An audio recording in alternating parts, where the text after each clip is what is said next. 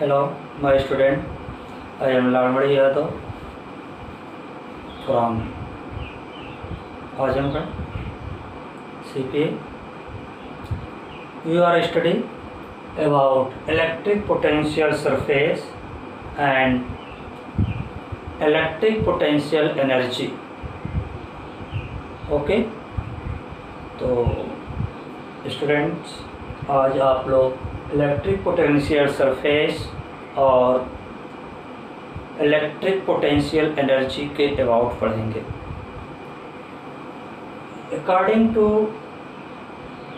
Heading equipotential surface, it is clear that by the name equipotential surface, ऐसा surface जिस पर potential equal हो, ऐसा सरफेस जिसके ऑल पॉइंट पर पोटेंशियल सेम हो, ऐसा सरफेस इक्विपोटेंशियल सरफेस होगा।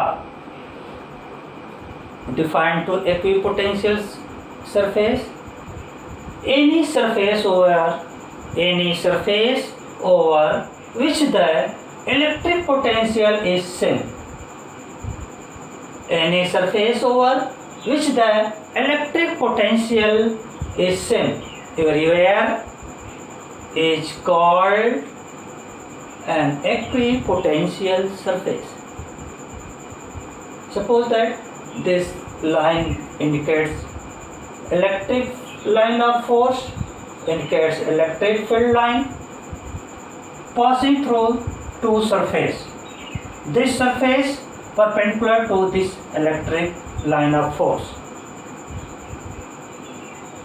ये सरफेस आपका इक्विपोटेंशियल सरफेस हो गए दोनों, क्योंकि देखिए जैसे ये है आपका ये सरफेस, कोई इलेक्ट्रिक लाइन ऑफ फोर्स इस डायरेक्शन में, पिन के डायरेक्शन में इस सरफेस के परपेंडिकुलर ऐसे पास कर रही है, ठीक।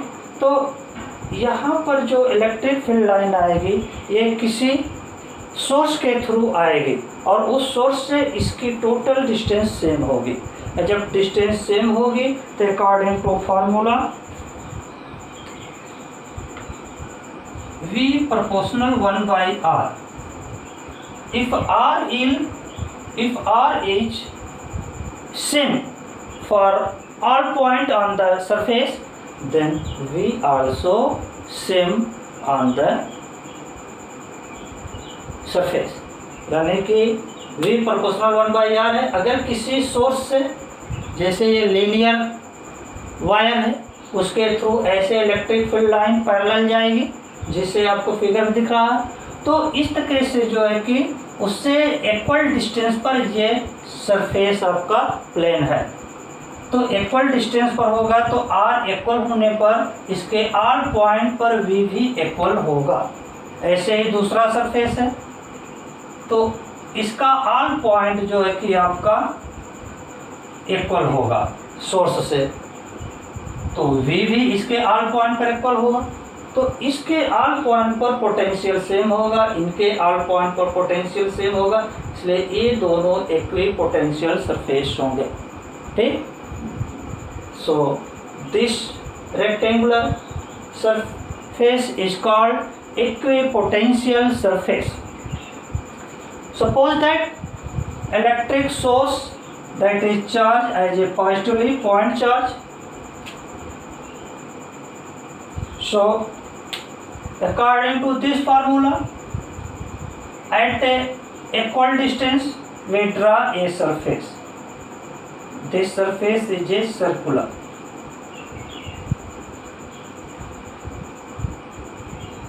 So shape is spherical. So we can say equipotential surface. This is equipotential surface also. This is equipotential surface. In this case, important point, direction of electric field is perpendicular to the equipotential surface. यानी electric field की direction equipotential surface के perpendicular होगी, always perpendicular होगी। इसी तरह से हम एक इक्विपोटेंशियल सरफेस किसी डाइपोल के थ्रू भी ड्रॉ कर सकते हैं। कोई इलेक्ट्रिक डाइपोल है, उसका एक इलेक्ट्रिक पोटेंशियल ड्रा कर सकते हैं।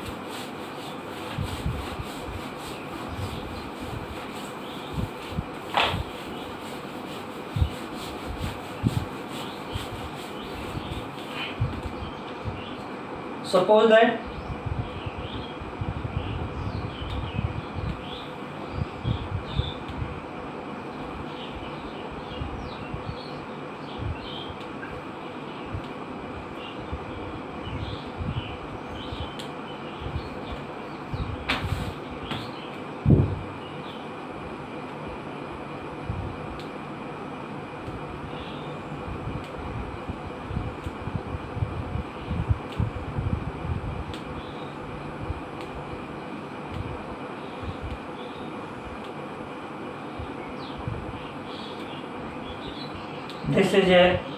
this is an electric dipole of midpoint this.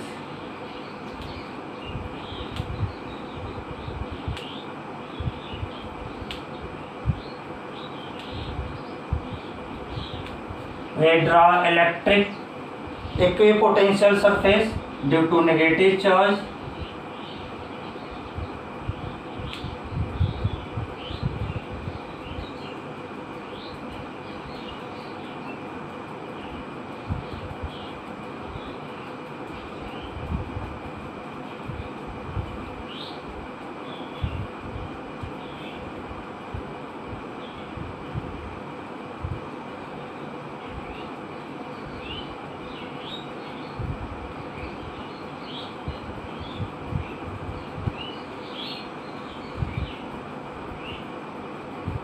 This is equipotential surface, and next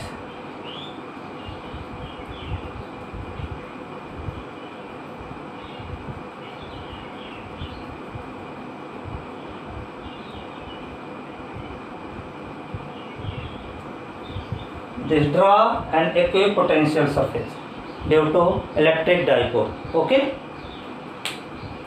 next property of equipotential surface.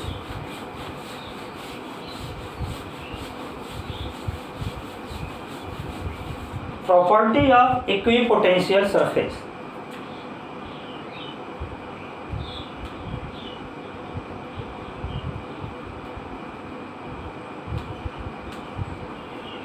Properties.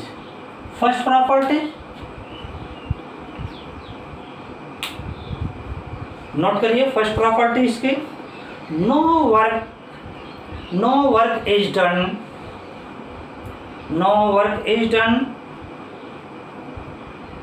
in moving a test charge from one point to another,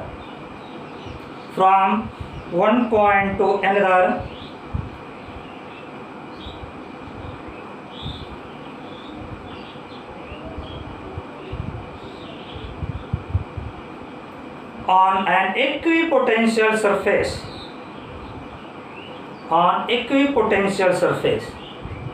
यानी कि ये है point इसके कि किसी भी equipotential surface पर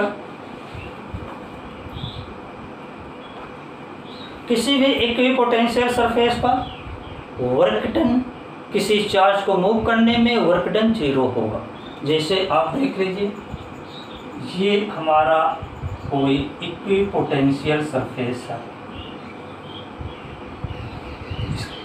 पूरे सरफेस पर पोटेंशियल सेम है, इस पूरे सरफेस पर पोटेंशियल सेम है, तो इसमें जो कि आप जो कि कोई भी चार्ज है, यहाँ पर है मान लीजिए Q0 चार्ज पॉइंट ए पर, यहाँ से इसको बी पर ले जाएंगे, तो जो वर्क डन होगा यह वर्क डन 0 होगा। क्यों? क्योंकि जो पोटेंशियल होगा ए पर, जो पोटेंशियल होगा वही पोटेंशियल बी पर होगा। तो यहाँ पर पोटेंशियल अगर वी सपोज कर लिए तो यहाँ भी होगा, क्योंकि इक्विपोटेंशियल सरफेस है। ठीक, तो जब इक्विपोटेंशियल सरफेस है, जो पोटेंशियल ए पर होगा वही बी पर होगा, तो potential difference between A to B potential difference between A to B equal to V minus V equal to 0। तो पोटेंशियल डिफरेंस 0 हो जाएगा। इस तरह से अकॉर्डिंग टू डिफिनीशन अब देखेंगे पोटेंशियल ग्रेडियंट में ये जो कि फार्मूला रिटन किया गया था dW upon Q not equal to dV, dW upon Q not equal to dV। ये dV क्या है? Potential difference between two point of equipotential surface. This equal to 0, therefore this imply that dW equal to 0, यानी equipotential surface पर किसी one point से another point पर charge को displace करने में जो वर्क डन होगा वो वर्क डन 0 होगा। ठीक। सेकंड पॉइंट है the electric field is perpendicular to the equipotential surface. Electric field is perpendicular to the equipotential surface, यानी इक्विपोटेंशियल सरफेस के परपेंडिकुलर डायरेक्शन में इलेक्ट्रिक फील्ड लाइन होगी, जो ये सरफेस है इसके परपेंडिकुलर होगी। ठीक। तो इसके लिए जो है कि कोई भी सरफेस है, सपोज कर लीजिए ये सरफेस है आपका, इस सरफेस के इस पूरे सरफेस के परपेंडिकुलर डायरेक्शन में इलेक्ट्रिक फील्ड लाइन होगी। ठीक। यानी इलेक्ट्रिक फील्ड की डायरेक्शन होगी। ओके। तो इस तरह से आपका हो जाएगा vector E dot vector dr equal to, आपने पीछे जो कि इसका पढ़ा होगा कि ये vector E dot vector dr equal to आ जाएगा dW इक्वल टू 0, क्योंकि इक्विपोटेंशियल सरफेस पर work done is 0, so it is 0. This is imply that E into dr cos theta equal to 0. This is equal to cos 90. Value of cos 90 is equal to 0. So we can written as 0 E term of cos 90 degree. Okay. This is imply that theta is equal to 90 degree. That means it is clear that electric direction of electric field is perpendicular to the equipotential surface. Okay. Next, equipotential surface indicate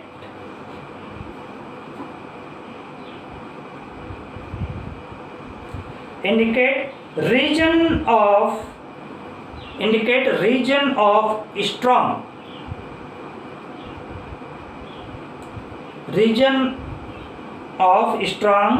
or weak electric field। इसका मतलब ये हो गया कि equipotential surface, जो equipotential surface का reason है, ठीक ना, एरिया, वो इंडिकेट करती है कि इलेक्ट्रिक फील्ड स्ट्रांग है या वीक है। ठीक। जैसे आप देख लीजिए थर्ड पॉइंट में है कि जिस पॉइंट पर इलेक्ट्रिक पोटेंशियल सरफेस क्लोज होगा, एक दूसरे के क्लोज होगा, तो वहाँ पर इलेक्ट्रिक फील्ड स्ट्रांग होगी। जहाँ पर इक्विपोटेंशियल सरफेस क्लोज नहीं होगा बल्कि अपार्ट होगा, away from to each other, उस पॉइंट पर इलेक्ट्रिक फील्ड वीक होगी। तो जैसे देख लीजिए, नोट कर लीजिए इनको।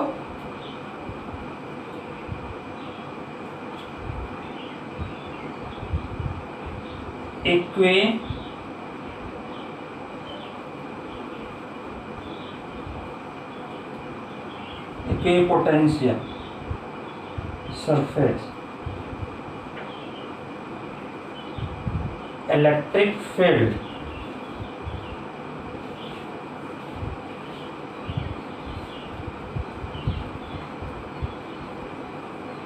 अब equipotential surface close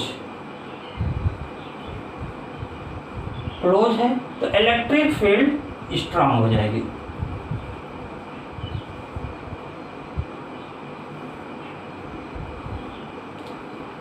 electric field strong हो जाएगी। अगर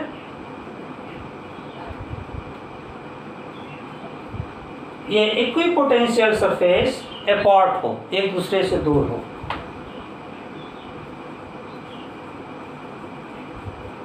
तो इलेक्ट्रिक फील्ड वीक हो जाएगी। इलेक्ट्रिक फील्ड वीक हो जाएगी। ओके, एक 4 पॉइंट इसका है, equipotential surface never intersect to each other, यानी इलेक्ट्रिक पोटेंशियल सरफेस एक दूसरे को कभी नहीं काटते, क्योंकि जिस पॉइंट पर ये कट करेंगे उस पॉइंट पर इलेक्ट्रिक फील्ड की डायरेक्शन 2 हो जाएगी, जो इम्पॉसिबल है। जैसे आप देख लीजिए, एक इलेक्ट्रिक पोटेंशियल सरफेस ये है, दूसरा ये है। इस पॉइंट पर कट कर रहे हैं, यहाँ पर आप जो कि इस सरफेस पर अगर इलेक्ट्रिक फील्ड खींचेंगे तो ये दिखाएगा, और इस सरफेस पर खींचेंगे तो ये दिखाएगा। तो इलेक्ट्रिक फील्ड लाइन 2 होना इम्पॉसिबल है।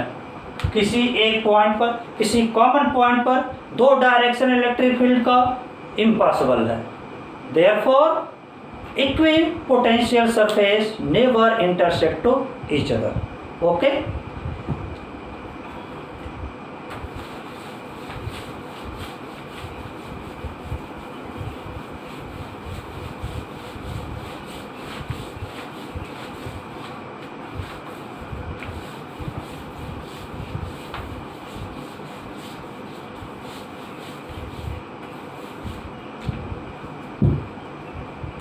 Next, kinetic energy of charge particle. Kinetic energy of charge particle.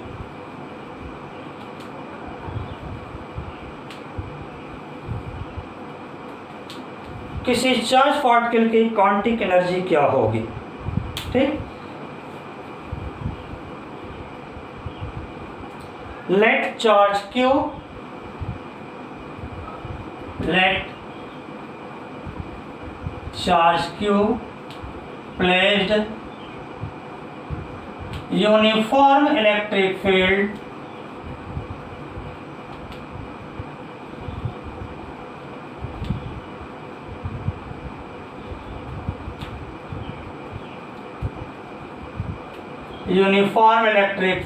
E,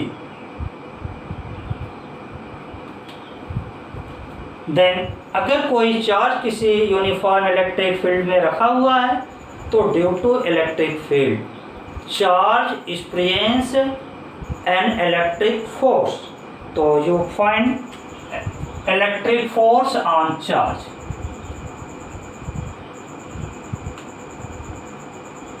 electric force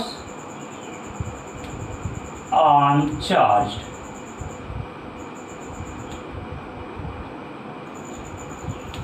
electric force on charge F equal to Q into E. According to definition, you are studying electric field intensity equal to applied electric force per unit coulomb. F by Q is called electric field intensity.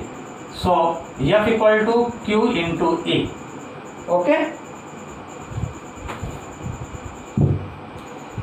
अब किसी charge पर ये force apply होगा, तो जब ये force apply होगा तो चार्ज जो है एक्सेलरेट होगा, यानी उसकी स्पीड इंक्रीज होगी, रेस्ट से वो स्पीड उसकी बढ़ जाएगी। ठीक ना, तो acceleration of the charge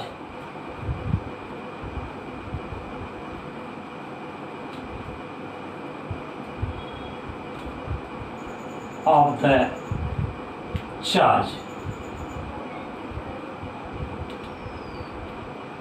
A equal to F/m, where m is mass of charge. Charge जो मोशन कर रहा है उसका मास है. नेक्स्ट अब देखिए, अब ये एक्सेलरेशन आपका फाइंड आउट हो गया. तो अब यहाँ पर जो है कि पुट कर सकते हैं कि एक्सेलरेशन की वैल्यू क्या होगी. एफ की वैल्यू एक क्यू ई पुट कर सकते हैं. Therefore A equal to Q into E upon M. Okay. If charge travels x distance,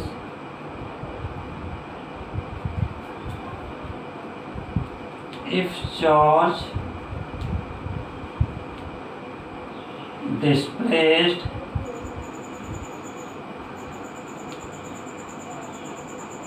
x distance and gain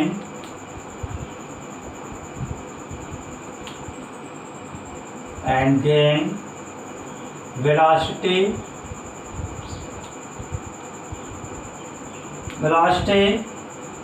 from 0 to v. भाई स्टार्टिंग और रेस्ट में थी, उसके बाद x डिस्टेंस ट्रेवल करने के बाद उसकी वेलोसिटी v हो गई according to law of motion. Equation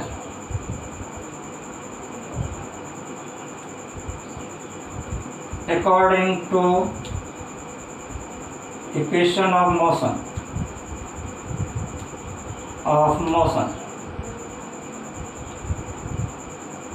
according to equation of motion, v square equal to u square plus 2a. Yes, देखिए v हमको फाइंड करना है. u square equal to 0 plus 2 value of a equal to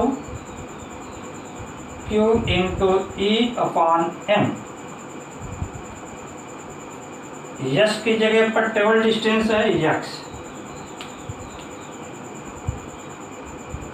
this equal to 2qe by m.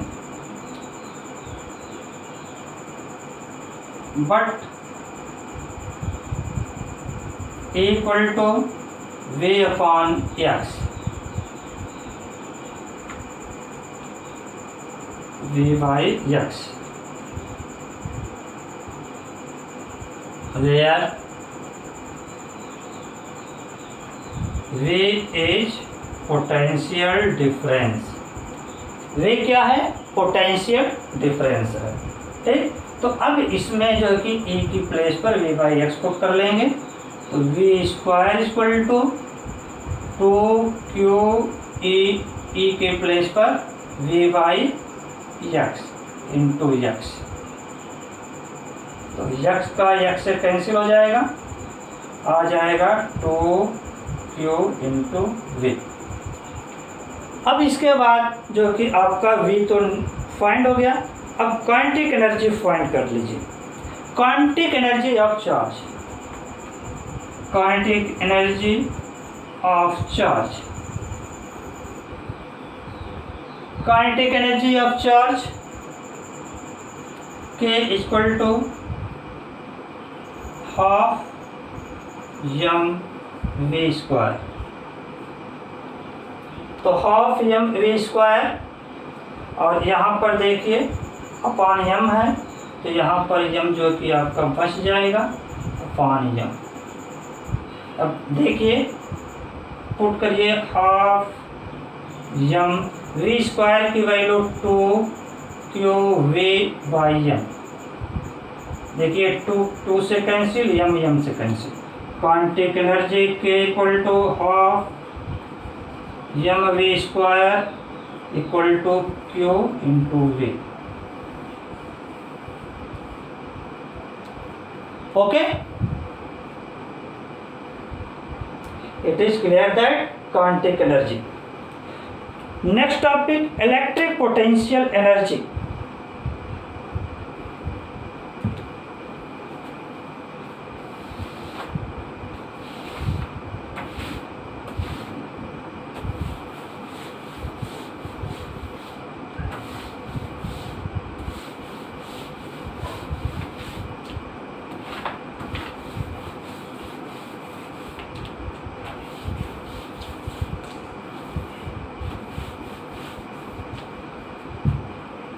Electric potential energy.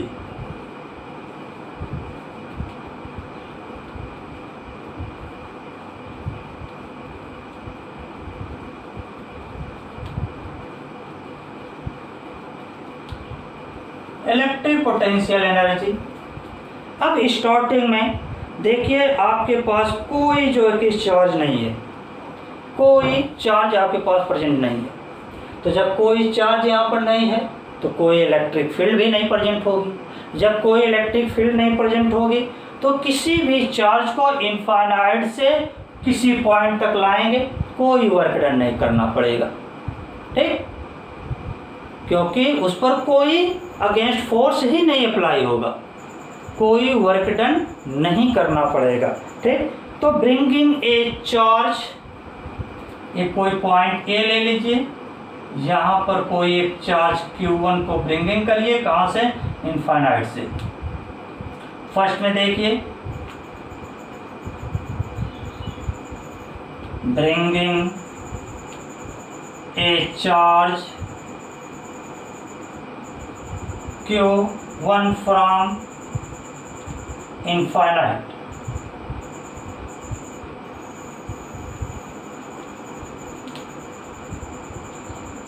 ठीक।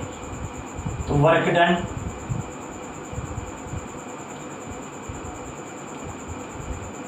What is work done? Work done W1 equal to 0। क्यों?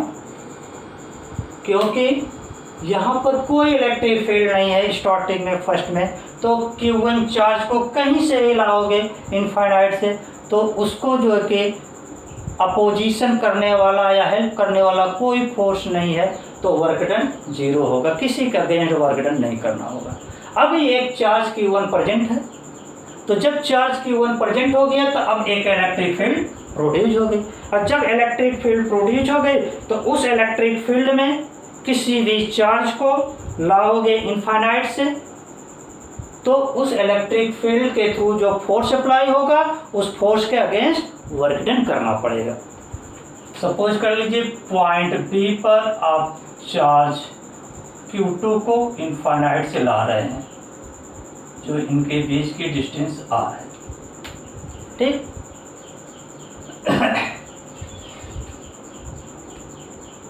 Now charge Q1 produce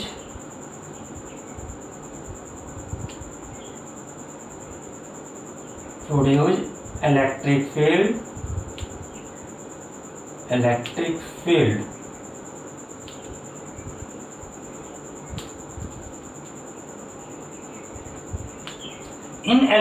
field, ठीक ना, इस electric field में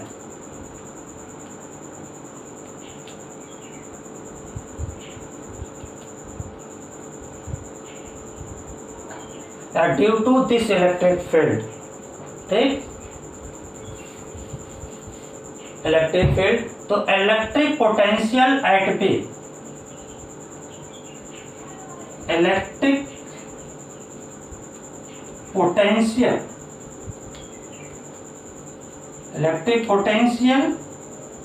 eight B point पर electric potential क्या होगा, V equal to Vp equal to 1/4 pi epsilon naught charge Q1, क्योंकि इस चार्ज के थ्रू इलेक्ट्रिक फील्ड प्रोड्यूस हुए है ना, तो इसी चार्ज के थ्रू इलेक्ट्रिक पोटेंशियल यहाँ पर प्रोड्यूस होगा, तो Q1/R।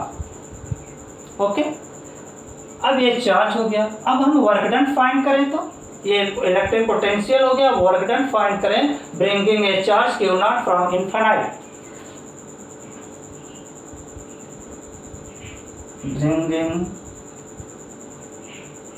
bringing charge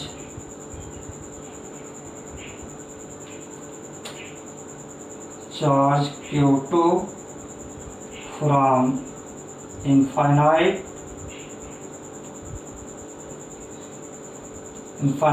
to point B. Work done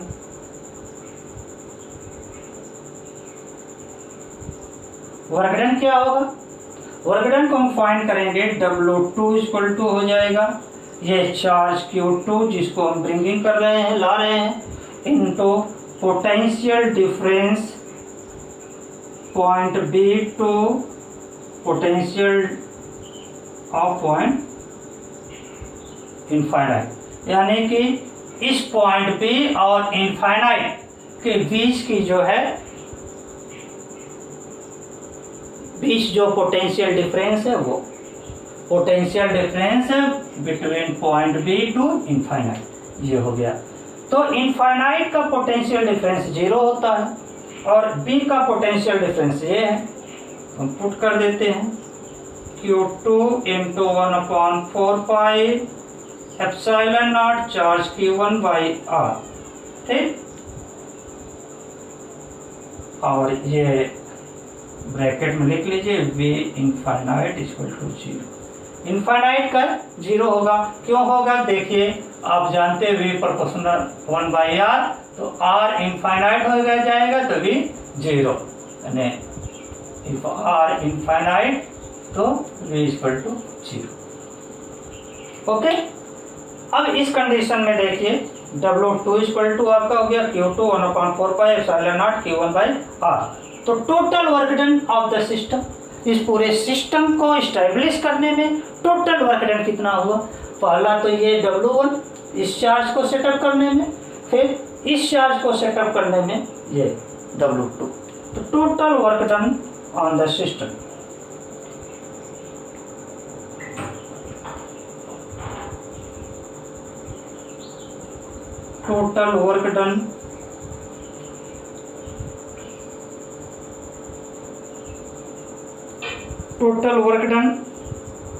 ठीक of the system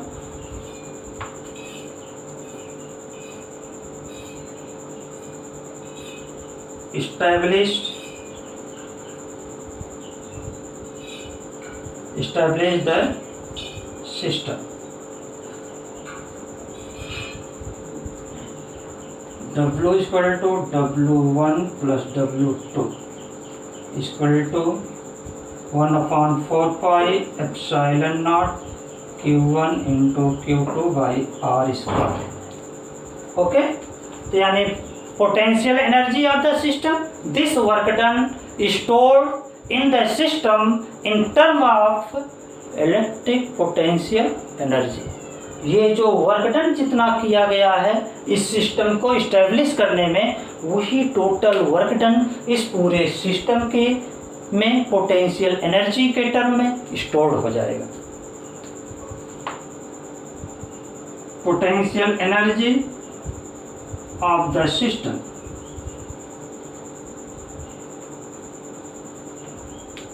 U equal to 1/4 pi epsilon naught Q1 into Q2 by R।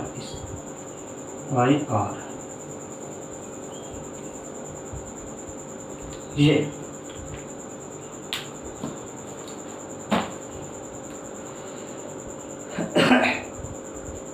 इसको आप लिख सकते हैं the electric potential energy of a system, the electric potential energy of a system of fixed point charges is equal to the work that must be done